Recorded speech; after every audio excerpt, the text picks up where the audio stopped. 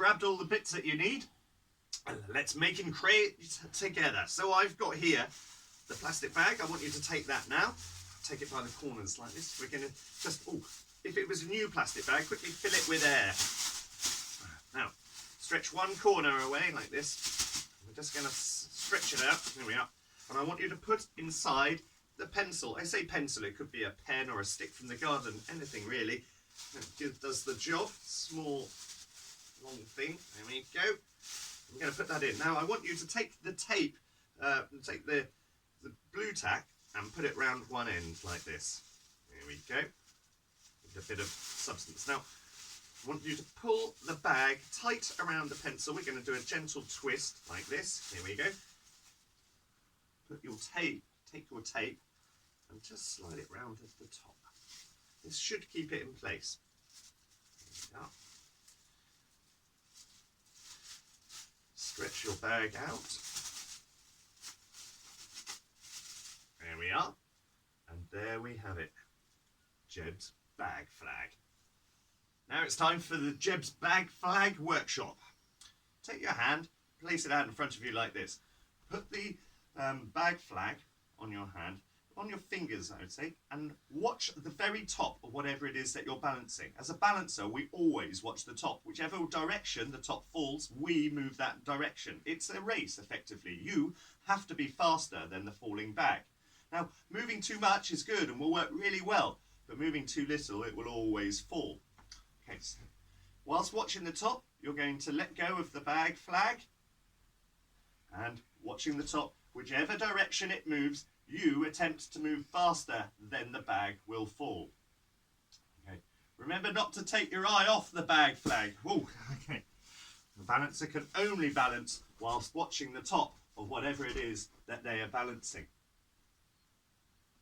I'd like to try some challenges with you. If you are finding this easy, maybe you could do a little throw and catch, catching it back and keeping it balanced. For a moment, you're going to need to look down as it lands, and remember to look up again afterwards to see, again, get it back balanced. Whoops. Moving too much is better than moving too little. If you're managing to do your little throw and catch, I'd like you to do a little throw, spin your hand over and catch it on the other side. If that works, try from back of hand to flat, flat to back, back to flat. Perhaps you could balance and throw it from one hand to the other hand, or the other hand. You can balance different things that you can find around your home. I'm balancing a bamboo pole. This is a swing ball stick. The longer the stick is that you are balancing, the easier it is, and the slower you have to move. A slightly shorter stick. Everybody's got a broomstick somewhere around the house. You have a rubber chicken. Right. Time to get busy. We're going to need a bit of space. I want you to make sure there's nothing around that you can bash that's really close at hand. We're going to be doing some scarf juggling. Now I have some specialist circus equipment over here, juggling scarves, but I think that you won't have those at home, so we're going to be using plastic bags. I want you to fill your plastic bag, take one plastic bag, fill it with air, like this, and then hold on to the corner, keeping your hands upside down. Now this is an important point, because if you find yourself turning your hand over to catch the plastic bag like a ball, you'll be slowing yourself down, and we need to be fast, so we're going to keep our hands upside down all the time. There are 2 points I want you to concentrate on in the air. The first is the point directly above your left hand shoulder. So from right hand, we're going to drop towards our left shoulder like this, and then catch from above. This is called clawing or snatching when we do it in juggling terms. You can claw and snatch with juggling balls as well. We're going to do this from one shoulder to the other. So when you throw, always throw above your other shoulder and catch from above. From one hand to the other and the other hand back. Good. I want you to go as high as possible with this. When you do it low down, this will make for fast juggling. We need to slow it down so as high as possible. Good. Can you do a throw with a claw, a clap and a claw? Throw with a clap and a claw. Throw with a clap and a claw. Always from one hand to the other, please. Good. Can you do 2 claps? That's throw, clap, clap, claw. Throw, clap, clap, claw. Throw, clap, clap, claw. I think you know where we're going with this. You ready? Throw, clap, clap, clap, claw. 3 claps. Throw, clap, clap, clap, claw. Throw, clap, clap, clap, claw. Throw, clap, clap, clap, claw. Put it on pause and have a few goes at that. Next, we're going to be trying another stunt. We're going to throw the scarf. Whilst it's in the air, I want it to come down above your face. Once it nearly touches your face, you're going to give it a good blow like this. Throw, blow, and claw. And back, throw, and claw. Remember, you must blow it when it's nearly on your face. If you blow it when it's high up, it won't really go anywhere. Claw. Put that on pause and have a few goes at that. The last challenge, and this one's my favourite, but also the hardest. Whilst we're going to do our throw, as normal, from one hand to the other. Whilst it's in the air, I need you to stop looking at it. That is the key to this trick. You are going to throw the scarf without looking at it. You are going to spin, then look for it, catch. So remember, whichever way you spun just now, I want you to spin the other way this next time. So we're going to throw, spin the other way, and catch in the first hand. That's throw, spin one way, catch in the look, catch, and throw, spin back the other way, look for it, catch.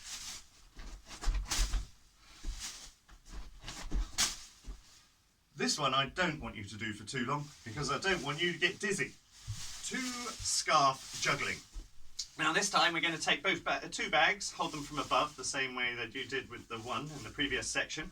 But this time I want you to put both in one hand. So what we're going to do is open up your index fingers like this. Okay, index fingers. And put the other one at the very end of your fingers. The key to this is being able to let go of one without letting go of both by accident. Now, take this waving hand and put it behind your back. If that hand comes to help you, we call that cheating. Now, we're going to throw the first scarf straight up as high as you can, and then come down and throw the second scarf next to it. The first one we release will be this one in your awkward hold at the end of your fingertips. Okay, so I'm going to throw one, come down, throw the second. It's important that you don't throw them both in one throw. This will put the timing off, like this. So we're going to throw the number 1 and number 2 very quickly, like this, as high as you can. 1, 2. Then every time one comes down, I want you to grab it from above and throw it as high as you can. Remember, if it comes down low, this will make for very fast juggling. I'm not saying you can't do it, but it's not the easiest way to learn. So at the beginning, keep them up high and slow. I'd like to see if you can do circles, or maybe, if you can get the hang of this, perhaps with stunts, like this. Whoop.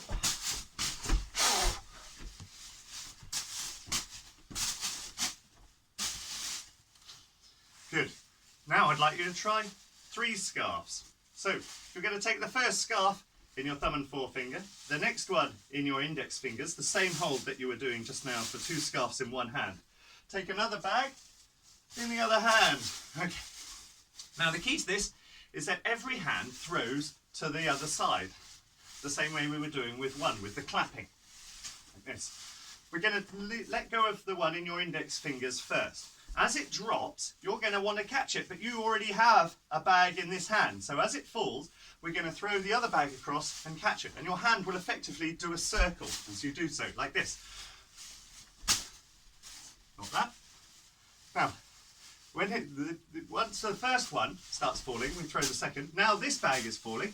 I'm going to need to catch it, but I already have one in my hand. So the process is repeated on the other side. 1 throw, 1 catch. Here we go. Let's try 2 in a row. So throw, catch, yeah?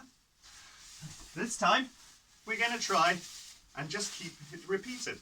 Remember to do it as high as you can. This should give you a little helping hand at the beginning, a little heads up. Here goes. So starting with a hand that holds 2, throw 1 scarf. As it falls, throw across and catch, throw across and catch, throw across and catch, throw across and catch. I remember telling you not to move your hand to catch the bags normally because this would waste your time. Remember to always catch from above.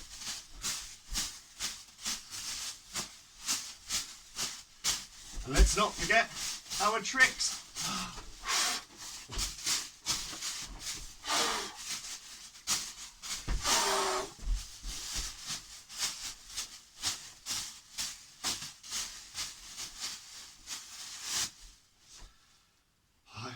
That should take you a little practice. Now I'm going to need you to get a ball. Now it can be a tennis ball, a golf ball, a baseball, a hacky sack, we could use fruit. We could use, I've got here an orange, a lemon, a grapefruit, an apple, or indeed any other small juggling ball or sack that you have around the house. Let's try juggling with a ball or whatever object you have around your house. So for this one, we're going to try similar to the scarves. We're going to throw from one hand to the other. Now when you do this, you always throw to above the other hand and let it drop into your other hand. We're looking for a height that's just above your eye height. One hand to the other and the other hand back. We're going to start off with a little warm-up you'll now recognise. We're going to start with a throw with a clap and a catch. Throw, clap, catch. Throw, clap, catch. Throw, clap, catch. Throw, clap, clap and catch. Throw, clap, clap and catch. The double clap should be nice and fast. Think fast clapping instead of very high throwing. Can you do 3 claps?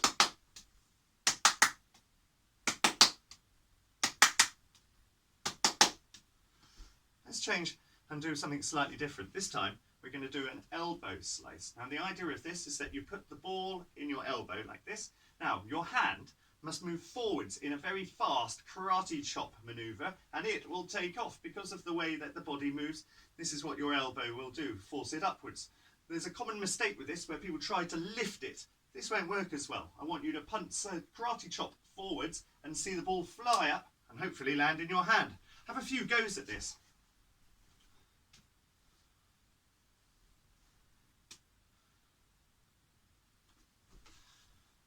I would also like to try a little head roll. For this one, we're going to put the ball on your head like this. And I want you to put it slightly on the side of the hand that you want to catch it in, knowing that it's going to roll that way. Hopefully, the feeling of it rolling off your head will be enough to catch it, for you to know where it's coming off your head and catch it.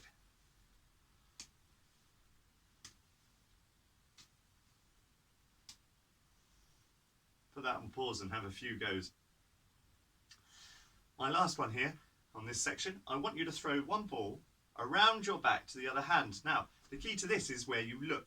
I'm going to look where I want the ball to be coming so that it comes down and lands in this hand. I will need the ball up here. So I'm going to look where I want the ball before I throw the ball. The ball is the full hand, the hand with the ball is behind my back. I look where I want it, throw the ball and catch.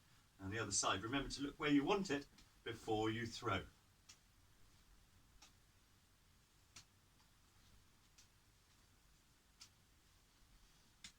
Got that? We're going to have a little go with 2 balls. I'd like you to take 2 balls. Now, at the beginning we're going to start simple and then get hard, so bear with me. We're going to call ball number 1, the hand that you're strongest with will be ball number 1. The ball in the hand that you're not as strong with will be ball number 2.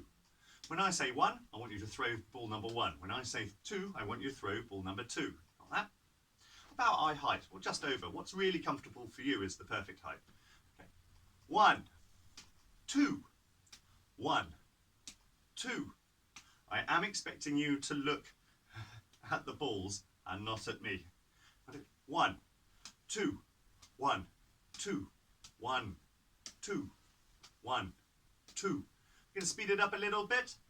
1, 2, 1, 2, 1, 2, 1, 2, 1, 2, 1, 2, 1, 2, 1, 2, 1, 2, 1, 2. I'd like to try a little bit of 2 balls in one hand. For this, you're going to take the first ball and try and leave it in the back of your hand, held onto by your thumb and little finger. Your other 3 digits are going to hold the other ball. And what's really important is that you can let go of one of those balls without letting go of both of them. So have a little warm up, just throwing the ball to the other hand like this, to make sure that you can release one ball at a good height without letting go of both of them. Now, take your cheating hand and put it behind your back. With one hand, your strong dominant hand, we're going to do 2 throws before you do any catches. 1, 2. Remember, the beginning for this is going to be very fast. 1, 2, like this. 1, 2.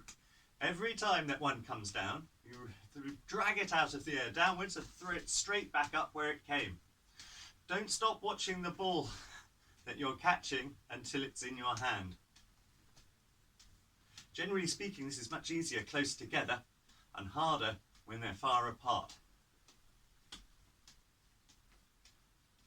If you have any joy with this, I'd like to see if you could do circles. Some people think this is easier. Circles. Or maybe with stunts, like this.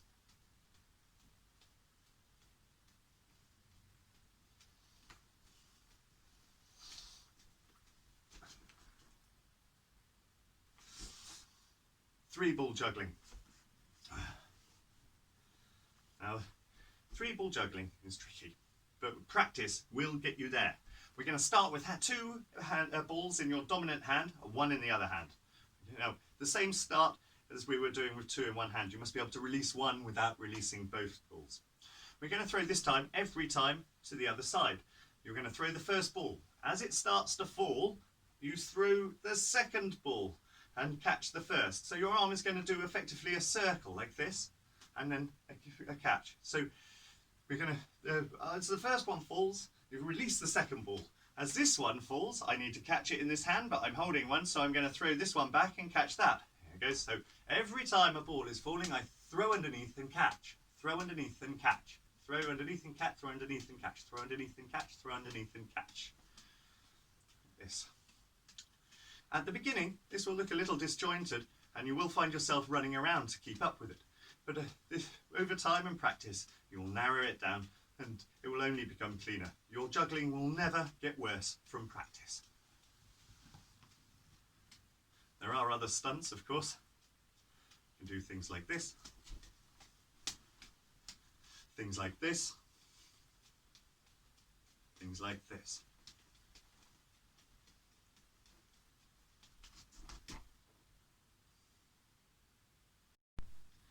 So now we're going to be making some poi. Poi is an old tradition of the Maori women in New Zealand who would spin these balls on strings. And we're going to make our own poi. And for that, you're going to need either, ideally, a long sock, 2 long socks, old, or an old pair of tights that can be destroyed. And we're going to need for that one responsible adult who has a pair of scissors. Now, you will be needing some sort of sack, small soft ball, a hacky sack, and a juggling ball. And if not, we're going to make our own balls using rice, or it could be lentils, any small seed really, chickpeas, a small glass, and a plastic bag. Here's what we're going to do. Take the glass and fill it full of rice. We use the glass because this is going to give me 2 sizes at the same size. We don't want one of the poi being heavier than the other one. Take your plastic bag, take the rice, and pour it into the plastic bag like so.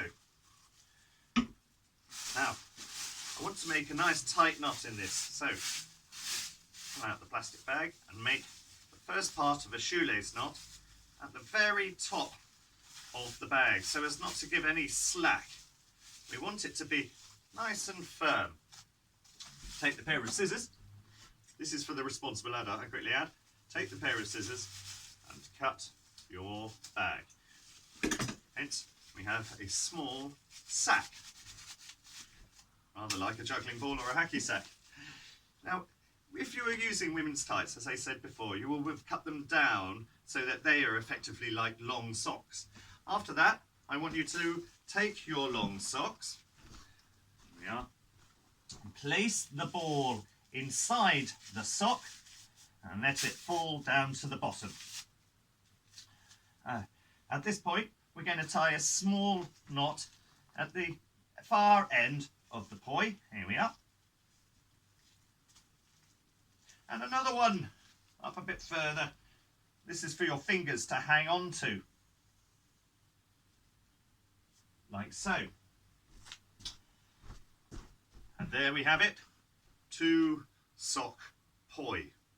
This is a lot of fun. I hope that you're going to enjoy this. Now, the next bit, we're going to need a bit more space.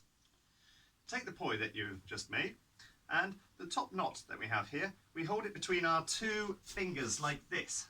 That way it stops it getting pulled out when we spin them fast.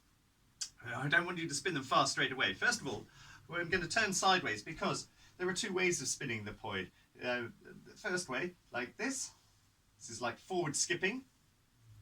And every trick has a second way of doing everything. So if you stop for a moment, this is backward skipping, as if jumping a rope that's approaching you from behind. What I would really like to see is if you can go forwards with one while going backwards with the other one. If you find this easy, this is my right hand going forwards and my left hand going backwards, you might like to try left hand going backwards whilst forwards, while right hand goes backwards, the other way round.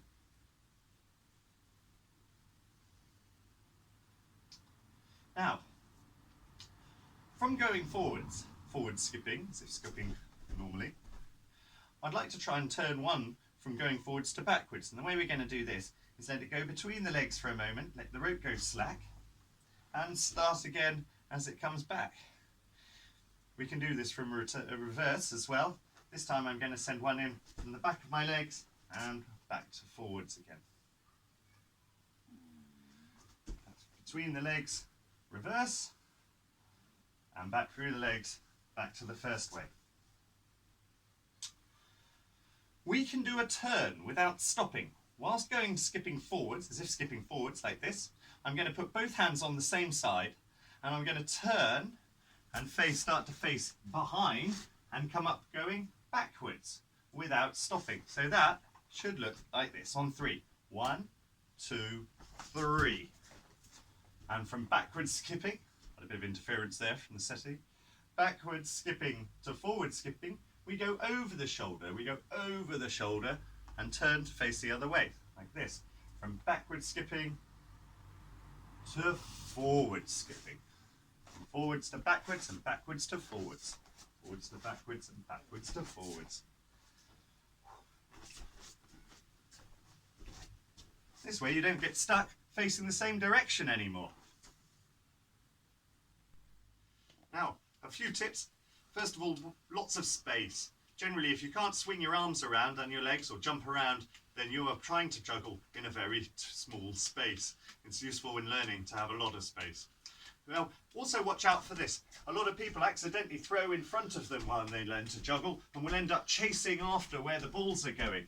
Try and keep them back, but if you want to try it against a wall, that's a good tip for stopping that.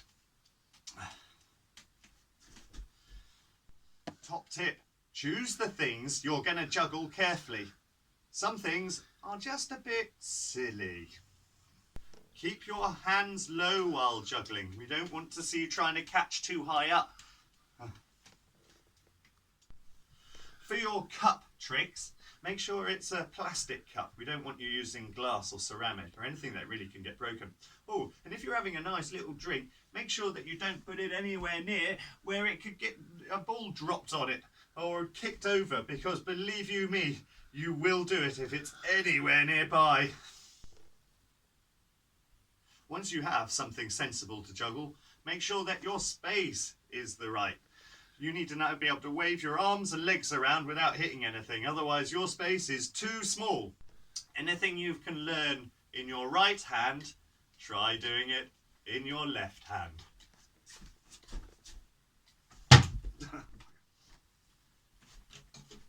I'd like to thank your council, Grape Entertainment, and you for watching. Best of luck with all the juggling at home. Thank you.